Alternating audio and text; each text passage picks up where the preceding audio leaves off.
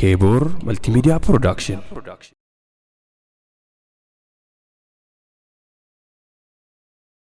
السلام عليكم ورحمة الله وبركاته. أعوذ بالله من الشيطان الرجيم. ألم تر أن الله خلق السماوات والأرض بالحق إن يشأ يذهبكم ويأتي بخلق جديد وما ذلك على الله بعزيز. وبرزوا لله جميعا فقال الضعفاء للذين استكبروا إنا كنا لكم تبعا فهل أنتم مغنون عنا من عذاب الله من شيء قالوا لو هدانا الله لهديناكم سواء علينا أجزعنا أم صبرنا ما لنا من محيص. بسم الله الرحمن الرحيم. الحمد لله رب العالمين، الصلاة والسلام على رسول الله صلى الله عليه وسلم. السلام عليكم ورحمة الله وبركاته. وعليكم السلام ورحمة الله وبركاته. ميكنا والجماعة نما قيات ياما ديني كان كافمي أك علماء أنكر أرمد دبت سنبا حق رب سهاتا. مي ربي أفانك أفان قرآن هاقل بركة رب سني هاكل وفمان سني هانقل والفن سني هاكلنا حتى قومي تأتاني ربي قيات ياما سني قومتين نما هفل ربي سناتاس بيتين بيدين ربي نوهاقل بيا بركة ربي نوهاقل بيا تلاني ددين ربي نوهاقل إلمان تسملو بسناترت ويا مبدا يو علمين قماري دات ويا ما يو علمي قرآن انتبت سني وي أكما قرآن ديما قرآن قرأ إكان ودوزارين تسملون تاتي بدا ممشا میں ربی سنی کرتے جری تیس علمان تیسر تیسن چالتو ربی سنی آگو ماتے کیسر ربی ہائی جاگ منہ کیسر ربی ہائی جاگ وصلی اللہ علی سیدنا محمد وعلى آل محمد والسلام علیکم ورحمت اللہ وبرکاتہ. amantii islaamaa jechuun waan laaftuu miti, waan guddaadha. Wanni namni harkaa qabu faaya harkaa qabu hin beeku, faaya guddaa harkaa qabna. نما فايا كان وجهت ربي ما دايسو كان سنة دعائي كنا سين نردي يا ربي كنا على رمضان كنا يا ربي وعلى يا ربي وعلى ذنبي كنا يا ربي نديس يا ربي نكجيش ولي قلت يا ربي نوكن أفانتك يا ربي نوكن يا ربي وان نوكن تكانا نيما نوكن تكانا يا ربي كنا يا ربي نرافراتين كدوات ديمني يا ربي نتايسي أفضل ديمني ككنا جعلوا كأرجن يا رب نتايسي ككنا أول أرجني جمن يا رب نتايسي. وصلى الله على نبينا محمد وعلى آله وصحبه أجمعين. بسم الله الرحمن الرحيم. الحمد لله رب العالمين، الصلاة والسلام على أشرف المرسلين وعلى آله وأصحابه أجمعين. وبعد مستمعي الكرام أحييكم بتحية الإسلام وهي السلام عليكم ورحمة الله وبركاته.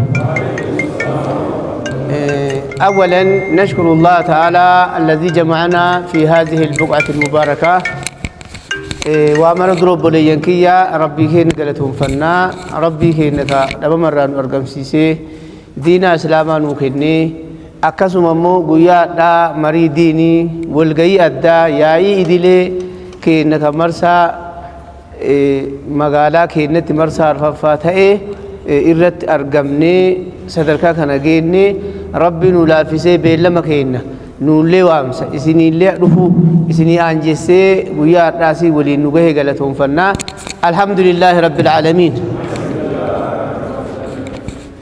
ربي كينا قالتهم فني إسني اللي وامسا إسني قوني وامسا كينا أواتني رفتن باقي قالتهم أولفاء لاجنا كبجمتوتا كوري أولانا علماؤتا كينا كمقالا كينا أكسما كبجمو كيسما كينا كوري وجرا وچيفتو مجلس أوروميا اتقافتما دمي مسجد فوقافا كانتان حاجي خليل آدم أكسما كبجمو قاضي شريعة كينا كم مقالا كينا تيفي اتقافتما أفاياي كينا كانتان شيخ عبد القادر الجمال أكسما هوغانتوني كوري مجلس مقالا كينا في هوغانتوني كوري مجلس كتاليتي في آنالي مقالا كينا هندر رفتن كبجمتوني إمامني دعاتا هايوتا أكسما من قدوتا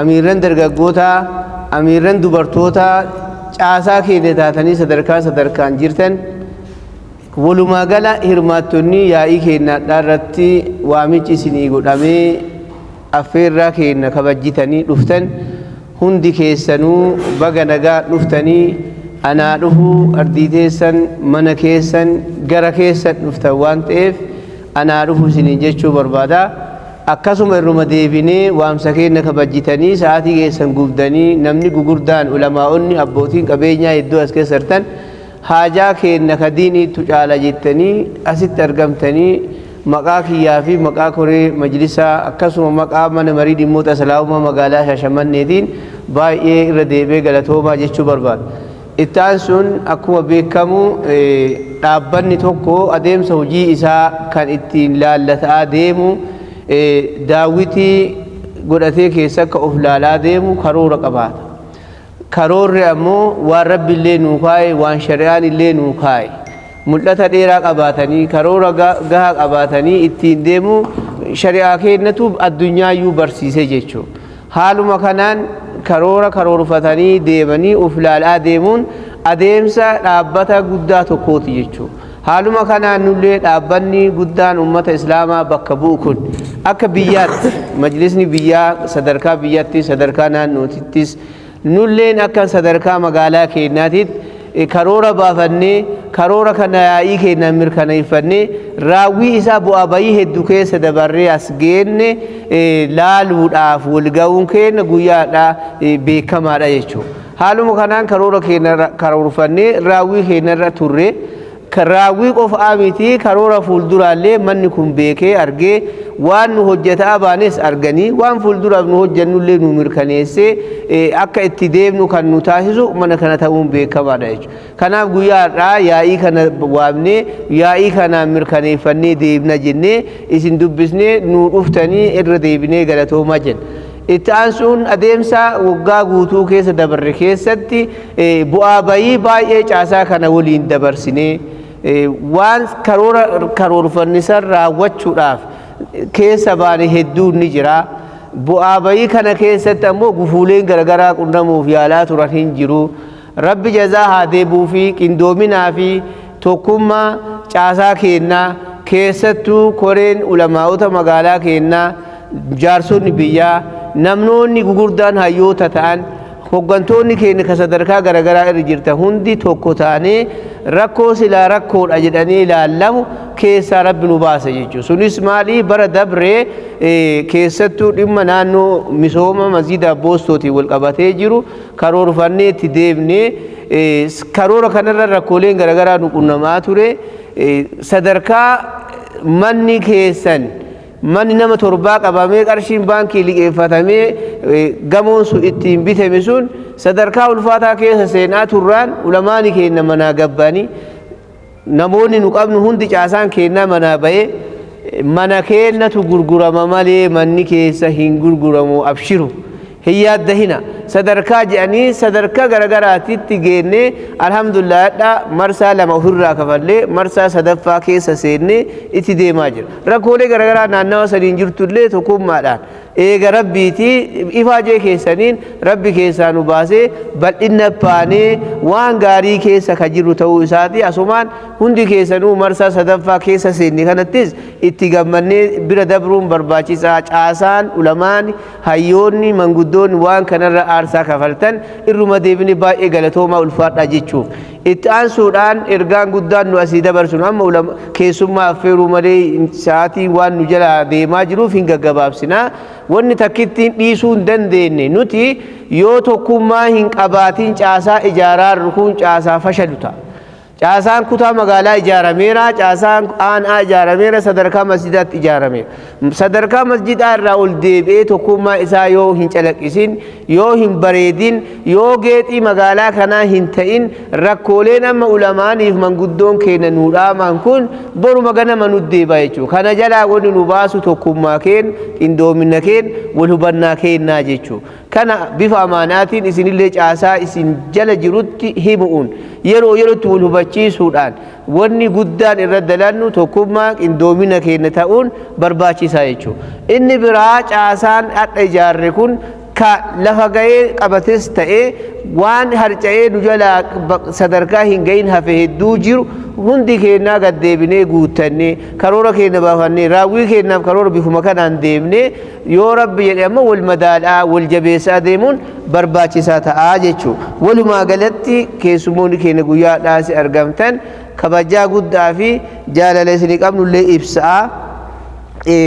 Waan gabaabduu qofaa asirraa jennee ergaa kallattiidhaan asirraa gad darbuu kallattiin kutaan geennee kutaa aanaan gayaa aanaan masjidaan gaa haala saniin deemuun nu baratamuu qabaa jechuudha. Daarekti asii masjida dhaquu keenya caalaa caasaa ijaarre kana keessa gadi yoo bu'e wal jabeessaa deemna. Waan bara dheengaddaa raawwataa baane ka hin raawwatamin hedduun ni jira. Keessattuu misooma naannoo amma jennuutii wal qabatee akka ammallee rakkoo ulfaataa keessa jiru hedduu waan jiruuf san jabaannee tokkoomnee keessaa ni baanaa waan jedhu qabaa. Walumaa galatti keessumoonni keenya guyyaadhaa asitti nu waliin turtan bifa jaalalaatiin bifa gammachuutiin waltajjiin keenya ka baname ibsaa.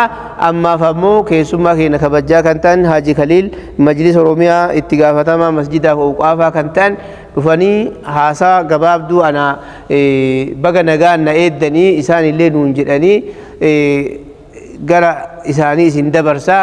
Ammaaf takbiiraan naa simattanii Allahu akbar Allahu akbar.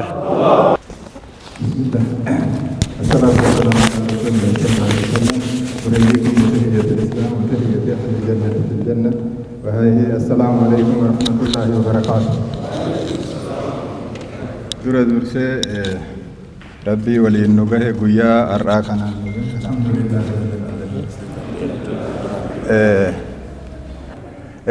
إن شاء الله يا إن كوني يا إدلي بلشيسة مقالة شاشمن يا إدلي أفرفاتي inni kun bu'aa akkuma amma haajii nasii jedhan bu'aa qabsoo guddaan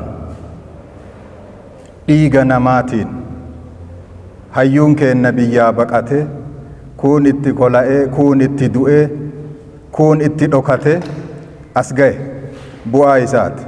Duraan walgahuuf nama gaafan har'a walgeenneeti walgeenne jennee hime alhamdulillah. Har'a eennumaanuu gaafachuu nun barbaachisu ufii walgeennee waan walgeennuuf san oofataa jirra. Kuni galata guddaadha akka salphatti hin dhufne. Mariin kuni hawaasa muslimaa biratti yoo barame namni yoo karoorfate yoo tokkoome eessa gayuu akka danda'u waan karoorfate san mirkaneeffachuu karoora san hordofachuu karoora saniin deemuu yoo wal barsiise aadeffannaa kaleessa faffacaanee galtee siyaasaa fi waan adda addaatiin nutti fayyadamaa turanii tokkummaan keenya itti dhabame diiniif diinagdeen duubatti deebine san keessaa bahuu dandeenya. Kuni yoo tokkoome development plus knowledge is equal to unity. Guddina eda'uu beekumsa ni ta'a tokkummaa kana qabaachuu qabaata. Guddanne yoo jenne guddinni kophaa garagaratti namni tokko lama murni muraasni guddatu nun fayyadu. Guddinni yoo guddannes akkamitti guddina guddannu keessa waan bal'atu jira. Guddina yoo jedhan beekumsis beekumsa kenna hayyoonni kenna beektonni kenna beekumsa kenna walitti qabanii cuunfanii beekumsi kenna akka bal'atu yoo ta'e inni sun yoo walitti edamu maal fida tokkummaa fida. Gaafa tokkoomne waan guddaa hojjechuu dandeenya waan jedhu hubachuu qabna. Kanaaf nabiyyiin keenyaaf sallallahu alaihi wasallam rabbillee waa malee miti. Salaata jam'aa irraa eegalee nyaata nyaannu keessatti jam'aan nama lama sadiin waa malee miti wal ta'utti ijaaramutti kan waaman. faayidaa fi waan guddatu keessa jira waan beekamu waan ta'eef tokkummaa keenya cimsannee jabaannee bakka rakkoon jiru bal'isuu caala dhiphisuun hanqina jiru yaadaan ijaaruun jabina jiru cimsuun yoo wal cinaa dhaabanne tokkummaan keenya karaa saniin dhufa. Qaawa jirtu yoo babal'isaa deemne guddinni sin argamu akka madaabaraa cite tokko yoo qubaan addaan harkisan inuma bal'ata malee hin dhiphatu. Kanaaf akka ijaarsaatti akka islaamaatti ganaa ijoolleedha. Ganaa reef waan ijaaramaa jirru ganaa reef waan walitti funaanamee deemaa jiru waan ta'eef isuma kana yoo gar tokkotti finnee tokkummaan sochoosuu hin danda'in rakkoo hamaa keessa galla waan ta'eef rakkoon tokkummaa kennaa xiyyeeffannaa barbaada. Har'aaf yaa'ii waliigalaa kun inni kun mana maree bulchiisa magaalaa Shaashamanneeti qaama aangoo ol'aanaa qabuudha. Sadarkaa majlisaa keessatti qaama aangoo ol'aanaa qabu, qaama gabaasa dhageeffatu, qaama karoora mirkaneessu, qaama waan dhiyaatu hunda ittiin mirkaneeffatan, qaama beekamtii irraa argatanidha jechuu manni har'aas jiru kun. Kanaaf qaama guddatu as jira, hayyoota ulamaa'ota kennatu as jira, imaamman kennatu as jira, qaadiiwwan kennatu as jira. Kanaaf hayyuu baay'ee irraa ka ijaarame dargaggoo fi dubartii adda addaa irraa beektotni as keessa jiran kun beekumsa ofii gumaachuun gabaasaa fi karoora har'a dhiyaatu dhageeffanneet maal fakkaata gabaasni bara 2016 manni marii kun maal hojjate isa irratti yaanni yoo jiraatee fi wanni jiru yoo jiraate mariidhaan karoora gara fuulduraa kan bara 2017 manni marii kun maal karoorfate akkamitti dhiyaata karoorri kun akkamitti deemuu qabaata karaa kamiin galmaan geenna waan jedhu irratti akka magaala kana madaalutti karoorri kun dhiyaate moo hin dhiyaanne. Kanaaf sagantaan har'aa yaa'ii waliigalaa idilee marsaa afraffaa bulchiisa magaalaa kun kanarratti xiyyeeffata waan ta'eef xiyyeeffannaan hundinuu isa kanaaf kennineef ijaarumsa kennatu as keessatti cima waan ta'eef gabaasni kenna maal fakkaata isa dabre irraa maal baranna ka isa keessatti harca'ee dhufe asitti kan dabru jiraachuutu mala ka achi keessatti raawwatame dhumati jiraachuutu mala. Kanaaf yaada dheeressuu osoo hin ta'in gara boodaatti inshaallah gabaasaa fi karooraan booda walitti deebinee yaadaan gabbisaa karoora mirkaneessineeti kan adda gallu ta'a. Ani yaada isinitti dheeressuu hin barbaadu. Wassalaamu alaikum warahmatullaahi wabarakaatu. Rabbiin yaa'ii idilee marsaa arfaffaa mana marii dhimmoota islaamummaa magaalaa Shaashamannee bara 2-3 asii waliin geggeessinee jirra. Isaan nu ga'e faaruu rabbii kennaati alhamdulillaahi rabbil aalamiin. Kanatti aansuudhaan waan baay'ee jechuuf yeroo qabamu akkuma beekamu dhaabbanni tokko dhaabbattummaa isaa kan ittiin calaqqisiisu karoora yoo qabaatee fi raawwii yoo qabaate jechuudha. Kanumarraa kaanee manni marii dhimmoota islaamummaa magaalaa Shaashamannee bara 2011 irraa jalqabee akkuma biyyaatitti majlisni erga hundaa'ee labsii fi dambii mataa isaa tumatee hojii khidmaa uummata islaamaatti galee hojii baay'ee hojjetaa turee jira jechuudha. Kanumarraa kaanee akka magaalaa Shaashamanneetitti guyyaa addaa gabaasa raawwii hojii bara 2016 fi karoora bara 2017 mana marii dhimmoota islaamummaa magaalaa Shaashamannee kabajamoo yaa'ii waliigalaatiif dhiyeessuu barbaanna. Akkuma beekamu dhaabbanni tokko dhaabbata kan taasisu karoora qabaachuudha, gabaasa qabaachuudha. Karoorri gara deeman namatti agarsiisa jechuudha. Eessaa kaanee eessa geenna, eessaa kaanee eessa geenna, garam deemna, eessa turre kana hunda nutti agarsiisa jechuudha. Kanaaf akka waliigalaatiitti jalqaba irratti karoora keenya seenuun duratti bara 2016 dhaabbanni majlisa jedhamu manni marii jedhamu kun maal hojjete magaalaa Shaashamannee keessatti maal raawwate uummata islaamaatiif maal hojjete waan jedhu gaggabaabsee dhiyeessaa jechuudha. Kan argaa jirtan kun wanni fudhatamu kun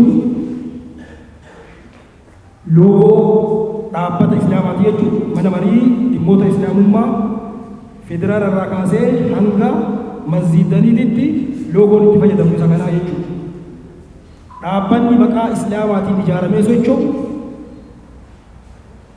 labsii mana marii dhimmoota islaamummaa naannoo Oromiyaatiin bulu loogoo kana fayyadama jechuudha. Masjiidni xolayaa yoo barreessu, gabaasa yoo gara aanaa ergu, aanaan gabaasa isaa gara kutaa magaalaa yoo ergu, xalayaa isaa barreessee gara kallattii garagaraatti yoo ergu, loogoon isa kanaa hiika mataa isaa danda'e qaba jechuudha. Dhagahuun, beekuun, yaadaan deeggaruun, ka mormii qabu mormii ofii ifatti ibsachuun barbaachisa. Hawaasni mariisifamuu qaba. Kanaaf namni sirna kana keessatti waan ofii qabu cimsatee itti fufuuf qabeenya ofii walitti qabachuudhaaf tokkummaa ofii cimsachuudhaaf mariin hawaasaa barbaachisa jennee itti amanna. Akka islaamaattis wanni tokkummaa irratti xiyyeeffatame tokkummaan keenya cimuu qabaa jennee kaayyoon majlisni qabatee ka'e hawaasa muslimaa tokkoomee islaamummaan jiraatu arguudha. Hawaasa muslimaa tokkoomee eega tokko ta'ee booda tokkummaa ofii saniin islaamummaa irratti jiraatu. Tokkummaan kaayoo keenya jechuun ijoodha. Socho'uudhaaf waan kamiyyuu bakka kamuu gayuudhaaf tokkummaan murteessaadha jennee itti amanna waan ta'eef akka islaamaatti. Kanaaf tokkummatti amanna waan jedhu irratti walii haa gallu. Tokkummaan keenya akkamitti dhufa? Mariin dhufa. Sadarkaadhaan caasaa jiruun walitti galfachuudhaan wal ta'uudhaan dambii keenya kabahe irratti isa irratti mari'achuun haasayuun kan nama deemsisu ittiin deemaa. Kan nama gaafachiisu gaafataa bakka sirraa'uu qabu sirreeffataa deemuun barbaachisa. Kan biraa caaseffama waggaa 5 waan jedhu ka'ee ture. Waggaa 5 inni jedhu majlisni haga ammaa uf harkaa qabnu ishigiggirnu ce'umsa wanni hubatamuu qabaatu. Majlisni haga ammaa ce'umsarra jirra. Ce'umsa kana keessatti wanti godhamaa jiru namuma hawaasa keessaa hawaasni bakka buufateen deemaa jira malee filannoo miti. Filannoon gaafa itti fufe filannoon eessaa ka'a gadii ka'a masjida irraa ka'a jechuudha. Gaafa filannoo san keessa dhufee filannoon amma inshaallah akka Sheehajjiinis miidiyaaf ibsa kennanii yaa'ii waliigalaa dheengaddaa irratti ibsame. Bara dhufu kana itti deemama sadarkaa masjidaatii ka'ee guutuu biyyaatti filannoon hin geggeeffama. Kan dambichi jedhu waggaa 5 inni jedhamu suni filannoo kana boodarraa itti fufa jechuudha. Inni amma keessa jirru ce'umsa. Ifaami ce'umsa keessa jirra. Ce'umsa kana filannoon ka ta'u filannoon sirnaa waan dambiin keenya lafa kaa'u masjidarraa eegala.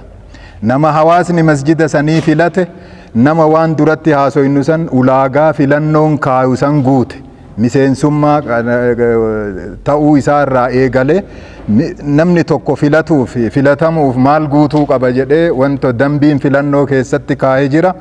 Namni ulaagaa san keessa masjida irraa darbee federaala dhaquu danda'a. Wanni isa daangessu tokko hin jiru. Kanaaf caaseffamni waggaa 5 jedhu suni filannoo sirnaawaa gubbaarraa jalarraa ol deemu san irraa eegalaa waan jedhutti walii haa gallu. Kun kanaan haa qabatamu. Kan biraa waa'ee kalaawii quraanaati. Kalaawiin quraanaa gurgurtuu sartifikeetaa yookiin suuqii ta'ee jira jedhame. Isa biras darbee ammasi oomishtuu firqaa bakkeen itti ta'ees jira.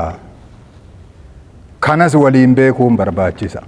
Wanni achitti barsiifamu yoon beekamne sartifikeetni inni kennu yoon beekamne maal barsiisaa yoon hordofamne rakkoodha. Qorannoo geggeeffameen inni kuni Adaamaaf Shaashamanne hin jira jedhameeti. Baay'ina kana keessa rakkoon jiraachuutu mala qorachuun barbaachisa. Kaarikulama isaatiin wal qabatee wanni irratti hojjetamaa jiru jira. Torbanarraa walgahii sanirra anatu ture Adaamatti qorannoon barnootaaf dhimma kanaan wal qabatu sadarkaa federaalaa irraa geggeeffamee ture. Almost kaarikulamiin akkamitti qophaaya bifa wal fakkaatuun kalaawii quraanaatii fi even madrasaawwan jiran hundaaf akkamitti ta'uu qaba waan jedhamu qoratamee sadarkaa federaalaati, sadarkaa naannootii miti. Wanni sadarkaa federaalaatti ta'uuf maaliifi akka biyyaattuu akkuma Itoophiyaattuu waan wal fakkaatu haa ta'uudhaaf. Gaafa naannoon ta'e Oromiyaanis kan biraa sunis kan biraa namuu haguma dandeettii wal irra qabu yoo baafate rakkoo ta'a. Dambii ittiin bulmaataa keessatti taa'ee ture aangoon isaa nurraa fuudhame sadarkaa federaalaatti qophaaya. Sadarkaa federaalaatti hayyoonni qopheessaa jiran waan ta'eef kanaaf inni kun hagasittuu hoo maal ta'uu qabaata. Itti gaafatamummaa majlisni sadarkaan jiru warri kun maal barsiisaa hordofuun dirqama. Maaltu nagaheen hin ta'u. Gaafa firqaan adda addaa achii oomishame rakkoon eessa dhufa? Imaamman masjidaatti dhufa. Oomishni achii bahe sun biyya kana keessa faca'a. Rakkoon isaa numaaf ta'a waan ta'eef wanni faca'e kun maaltu faca'e? Xeefii yoo faca'e xeefimmaan haamamuu qabaata. Wanni achi baratamaa jiru sun maali jennee hagasiifuu laaluun haga kaarikulama itti kennuun dura wanni suni waan yeroo kana nuti irra jirru wal simaayii. Waan biyyi barbaadutu achitti barsiisataa jira. Hordofuun dirqama caasaa majlisaa sadarkaan jiruu ta'e kana beeynee hundi keenya irratti hojjechuu qabna. Warri kana dura nuun rafne ammas karaa adda addaatiin naanna'ee keessa galee tokkummaa islaamaa kanaa fi sirna amma deemaa jiru kana diiguuf warri barbaadu karaa adda addaatiin itti hojjetaa jira. Isa keessaa inni kun isa tokko waan ta'eef sirri itti xiinxallinee hordofuun bakka jirutti dhaabuun yoo wanni baratamaa jiru sun waan waliin hin deemne waan kanarraa bayaa ta'e dhaabuu wanni nu dhoogu hin jiru. Kanaaf kaarikulamiin isaa bocamaa jira, sadarkaa federaalaatti qophaa'aa jira, qorannoon addaan hin cinne. Dameen tokko ka godina magaalaa Asallaa Harar lamaan Maayaa Adaamaa dabalatee Adaamaa irratti kenname marsaa itti aanu asirratti kennama. Baale Gujii Arsii fi Shaashamannee dabalatee marsaa lammaffaa yoom akka ta'e hin beeku malee asirratti jira. Inni itti aanu karaa Jimmatti jira. Dhimma kanarratti leenjiin kennamaa jira. Kaarikulama qophaa'ee irratti yaada fuudhaa jiran. Adeemsa keessa galee jira. Marsaan tokkoffaan torbee har'aa kenname. Isa itti aanu asii waan ta'eef yoom akka ta'e wantoo isaan beeyne. Kanaaf itti deemamaa jira waan ta'eef bakka jirutti irratti qophaa'uun bakka jirutti hordofuun ammoo nurraa eegama. Osoo ol guddatee sadarkaa biraan gahin laaluun hordofuun nurraa eegama waan ta'eef kun eennuuf jennee dhiisuun qabaannu caasaan sadarkaadhaan jiru haa hordofu jennee yoo kanatti walii galle diin keenya cimsachuudhaaf karaa amma deemnus qulqulluu gochuuf nuuf ta'aa waan jedhu. Kan biraa karoora irratti waan muraasa jedhee keessaa bayuu barbaadaan karoora dhiyaate akkaataan itti dhiyaate gaarii. Akkuma isinuu jettan karoora magaala kana madaalu karoorri kun nu hojjechiisaa jettanii gara fuuldura daqiiqaa muraasa booda mirkaneessuuf deemtu. Caasaan sadarkaan jiru kun dipaartimentii qaba. Dipaartimentiin sadarkaa magaalaatti jiru kun sadarkaa kutaa magaalaatti jira, sadarkaa aanaatti jira, haga masjidaatti jira. Inni kun karoorri kun akkanumatti gadi bu'eeti karoorfatamee akkasitti hojjetamuu qaba. Karoorri gadi bu'uu qaba waan jedhu qabna. Isatti aanee ammas mariin bal'aan ammas bifa haarawaan sassaabbii galii hanqina jedhamee ka'e kanarratti sirriitti irratti hojjetamuu qaba. Iftoomina isaa waliin ibsame kiliir karaa ta'een ifaan akka namni itti amanuu danda'utti dura waan qaama san waan hojjetu imaammaniif leenjii kennuu, du'aata adda addaa hirmaachisuu, leenjisuudhaan wanti sun eega galee fi booda yoo imaamman naa galee nuuf barbaachisaa jedhan goo'oon. Itti deemuun akka danda'amutti karoorri kun karaa saniin caccabee osoo gadi bu'ee fi waan jedhu. Gadi bu'uu isaa irratti gadi bu'ee gaafa kutaa magaalaa ga'e achitti kalaamsha'ee taa'u osoo hin ta'in kutaan magaalaas akkaataa isa hojjechiisutti keessaa fudhate aanaaf gadi dabarsa, aanaan ammoo ka isa jala jiruuf gadi dabarsa. Akkasitti wal qabatee yoo hin deemin hin ta'u waan ta'eef isa irratti sirriitti hojjechuu qabna. Kan bira karaa ulamaa'ota keennaatiin ilaalchi kilaafa adda addaa sirraayuu qaba. Kilaafa adda addaa yoo jennu namni tokkoffaa misooma irratti kilaafatu jira, hujii diinii keessatti kilaafatu jira. Wantoota jiran kana keessatti karaa ulamaa keenna walitti qabuudhaan isaan qabachuudhaan waan jiru kana haqummaa isaanii keessa hirmaachisuudhaan kanaaf kilaafonni kun karaa ulamaatiin sararatti deebi'uu qaba. Inni kan bira tokkummaan magaalaa Shaashamannee fakkaatu dhufuu danda'uu qabaata. Tokkummaan magaalaa Shaashamannee fakkaatu. Shaashamannee godinaalee biraa yoo dhaynu dhugaa isinitti himuuf fakkeenna Shaashamannee nutti kaasu. Akkas jirraa yoo jettanis isinumti ilaala. Wanti keessa jiru kun sirriitti hayyoota jiran ijaaruun, itti fayyadamuun, rakkoo jiru kana furuun. Tokkummaan Islaamaa gaafa sirnoota dabran keessatti bari jalqaba warri Habaash itti kufe Shaashamannee miti. An bakka jirutti bari Shaashamanneen hidhata qabda jedhanii na hidhanii beekan. Waan kana ofirratti beeytu isin bakka biraatti sadarkaa qabaachuu yoo beeytan waa isin keessa kaayuufin kana jedha. Wanni sun deebi'eeti sirriitti calanqisee akka qabsoo yoo waa badan qofa tokkummaan dhufuun qabaatu. Waa tolchuufis, waa misoomsuufis, waa ceesisuufis tokkummaan jiraachuu barbaachisa. Kun karaa kanaan sirriitti irratti hojjetamuu qabaata. Hanqinaa fi harcaatii wayiitu jira waan ta'eef karooraa fi gabaasa keessattis dhiyaate waan ta'eef wantoonni kun mana kanaa fi hayyootaa fi a'immaaf du'aataas jiran kanaan caba. Haqummaan isaa ifuun caba. Misoomni hojjetame itti amanna. Miti isin nu gammachiisa. Sadarkaa kanatti misoomni har'a asirratti ibsame kun namni kun hin gammachiisini rakkoo qaba. Rakkoo qaba jennee biran dabarru maali rakkoon isaa? Maal rakkate? Maaliif waan kanatti amanuu dhabee itti siqanii irraa baruun ammoo barbaachisa. Kuni rakkataadha jennee gataa yoo bira dabarre nama dhabna.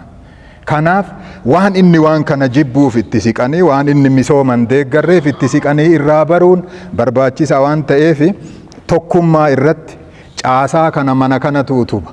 Sheekh Bashiirii fi Ismaa'il waan as taa'aniif isaanumaa galchinee yoo duuba dhaabanne rakkoo. Qaamni mana kana jiru kun qaama aangoo ol'aanaa qabu waan ta'eefi waan caasaan isin uf keessaa baaftanii as keettan kun hojjate mana kanatu itti waqqasama. Waan gammachuu yoo hojjate majlisni magaalaa Shaashamannee kana nu hojjate yoo jedhame majlisa magaalaa Shaashamannee jechuun yaa'ii waliigalaa kan. Kun akkanatti hubatame tokkummaa fiduu irratti hojjedhaa. Yoo kun sirriitti cime karoorri amma karoorfames harcaatiin gabaasa yeroo dabree keessaa dhufe hunduu walitti hidhate ceehumsa guddatu argama. Raawwii fi karoorri galii amma qabattan 186 miiliyoonii fi akkas oli bara dabree miliyoona 106 garaagarummaa guddaa qaba. Kuni maali? Waa abdannaani fooyyee wahii jiraa. Hin hojjanna nu hojjachiisa. Yaaliin bara taree ka 106 karoorfatanii 14 miiliyoon akkas raawwitu ture. Amma ammoo 186 miiliyoonni karoorri keessan fi achii oli. Kana galmaan gayuuf manni kun xiiqayuu barbaachisa. Manni kun cinaa dhaabachuu barbaachisa. Qooda fudhatee gadiin galuu barbaachisa. Kutaa magaalaa irra jiruutitti qooda fudhatee gadiin galuu barbaachisa. Sirnuma karooraatitti bara tareeyyuu itti kufee jedhamee duubatti hin deebi'amu. Bara taree eega parsantii hagana milkaa'e ammallee hagana godhee laala uf dura deeman malee uf duuban deeman. Kanaaf naannoo sanitti wanni jiru gaarii waan natti toleef kaasa. Kun ammoo isiniif amaanaa guddaa. Qaamni raawwatu qaama kana qaama sadarkaan jirutti gadi hiree akkaataa ittiin raawwatu tooftaa isaa waliin ta'uudhaan baase ka itti deemu kun ciminaa fi jabina waan gaarii of keessaa qaba. Booda ittiin deebi'an waan gaarii fi waan cimaa karoorri gara fuulduraas gaarii gabaasni irraa agarres gaarii waa irraa baratu yaanni isin mana keessaa kennitanis waa ijaara nus kana dura gama geggeessinee turre. Innis qabxii qabaa isarras dhaabbatee caasaan keessa yeroo biraa kutaa magaalaas ta'e akkaataa isinii ibsuun isinii ibsa. Madaalliin sunis firiin isaa hin jira. Kanaaf nu gama kennaan inshaallah yoo bifa kanaan tokkummaa barbaadamu san fiddanii tokkummaa barbaadamu keessaa tokkummaa Shaashamannee alatti haasayamu sun dhufe bakka biraatiifuu fakkeenya hin taatanii waan jedhu isinii kaasan xumure. Qofa asirraa jedheeti waa isinii ibsee waa ani isinii ibsa irratti yoo manni kun ittiin hoffolche itti deemna. Mirga ka qabu isinii jechuudha. Yoo manni kun lakki takkaa meelaanaa jedhee ammoo hin deemna. Walumaa galatti wanni guddaan jiru maali? Akkuma beekamu haala caaseffama ammaatiin koreen majlisaa nama 11. Nama 11 keessaa ulamaa'otaa fi warra hayyoota jedhanii saban barnoota waliin qabate kanneen waliin qabnee nama 11. Nama 11 kana keessaa namni tokko barreessaa majlisa magaalaa kanaa fedhii ofiitiin iyyatee iyyannoo gara keenya galche qofaa mitillee addunyaattuu iyyatee gabaasee hujii kanan dandeenyanii naan taane jedhee gadhiise. Haga gadhiise immoo ji'a hedduu bulbulleellee. Garuu yaa'iin kun mirkaneessu malee nama cal jennee hin finnu jennee obsaan bakka nama maraatu walirraa bakka bu'aa as kenna. Amma immoo yaa'iin kun nu mirkaneessuu qaba waan ta'eef yaada garaa keenya jiru isinii ibsinee nu mirkaneessitanii osoo bira dabarree jenneeti. Innis maali jennaan koreen kun amma yeroo isaallee yeroo gabaabaa filannoon afoon dhiyaataa deemaara. Yeroo gabaabaa kanaaf ammoo mana mariitii ganaa barbaaduu caalaa jennee barreessaa kana kore maqaraa nama 11 qara jiru kana keessa nama gahee biraa irra jiru irraa nullee filannuma akka dheengadda Oromiyaan deemsiftee san deemsifnee sagalee namoota jiruutiin dorgomsiifnee nama tokkocha gara barreessaatti ol fudhanneerra. Nama tokkocha gara barreessaatti ol fudhannee nama tokkocha bakka isaa bu'u ammoo miseensota jiran keessaa akkasuma ammoo nama sagaleen isaallee qara mana marii kana keessatti ol dhiyaatee jiru ka hujii kidmaa ummataa kana keessa jiru barbaachisummaa naannoo saniitiin illee ammoo as dabalamuun kutaa sanii dirqama waan ta'eef laallee nama lamaa qopheeffanneera. Nama lamaan kan ammoo sadarkaa barnoota isaaniitii fi maqaa isaanii isinii ibsa as baastanii nu muuddanii isin nurraa yoo qeebaltan muudama geggeessinee deemnaa yaada jedhu qabna. Gara koree keenya keessaa gara barreessaatti namni ol guddisne sadarkaan isaanii barnoota shari'aa fi arabiitiin dippiloomaa awwaliyyaa irraa nama eebbifamee barnoota digirii barnoota akkaadaamiitiin ammoo digirii jalqabaa nama qabu. Muuxannoon hojii isaa ammoo yeroo garagaraa barnoota akkaadaamis barsiisaa walumaa galan nama sadarkaa kana qabu koree keessaa propose goonee bifuma filannootiin laallee sagalee jabduu namni argate gara afootti namni bahe Sheekh Muhammad Adam Bariisoo sadarkaa nama jedhu kana fudhatee sagalee iccitiitiin nullee teennee yoo waliif deebinee dammarru sagaleen isaa caalee argame namni kun gara barreessaatti yoo dhufe jedhe tajaajila nu tajaajilaaruuf kidmaa nu kaddamnu kanaaf taan caalaa nu gargaara jennee waa itti abdanneef isinii dhiyeessineerra manni kun yoo nu mirkaneesseef ammoo jabaatee hojjeta jennee abdii qabna. Inni biraa namni bakka isaan amma duraan hajjinnaa umraa komitee koree hajjii fi umraan bakka sanillee nama tokko dabalachuun barbaachisaadha jennee kayaan namni kunillee nama diinii nama amala diinii qabu nama kidmaa diinii keessa armaan duras sadarkaa gaarii irra jiru akkasuma immoo barnoota diiniitiin nama qur'aana rabbii barateeru kitaaba muktasara gaggabaabaa kaniin nama beeku barnoota akkaadamiitiin ammoo digirii jalqabaa nama qabu innillee muuxannoon isaa masjida ofii keessa ture keessatti waldaa tola ooltummaa ijaaree ummata kaddamaa tureera. gumii dhimma islaamaa gandaa jennee kanaan dura hojjetaa ture yeroo kutaan ijaaramin bakka sanittis haala gaariin hojjetaa nama ture. Ammas kutaa jiru keessatti koree jiraawwachiiftuu majlisa kutaa ta'ee nama hojjetaaru innillee eenyu jennaan Mustafaa Galatoo Annoota kutaa malkaa sirbaa irraa koreen as dabalumuunis dirqama carraa ta'ee koreen 11 san keessa kutaan malkaa sirbaa hin hammatamne duraan magaalaa Shaashamanneef durallee waan ta'eef. Kanaaf namni kun yoo gara kana as dabalamee koree bakka hajjin naamuraa quphatee koree jiraawwachiiftuu keessa galee nu gargaara yoo manni kun nu mirkaneessee jennee namoota kanniin lamaanii isinii qopheessineerra nu hin qaadhimne malee kan mudatee mirkaneeffatu abbootiidha waan ta'eef yaada kanarratti gabaabaa sagalee nu dhageessiftanii badhaasa qabnu isinii kenninee gara sagantaa keenyaa deemnaa jechuu barbaadeeti. Jara as baasee isinitti agarsiisee yoo isin isaan qeeballee fudhanna jettan qaadii nama lama asii qabnaa as baanii jarallee waadii galchan. Nuti lachuu dhimma islaamaa kana bakka buunee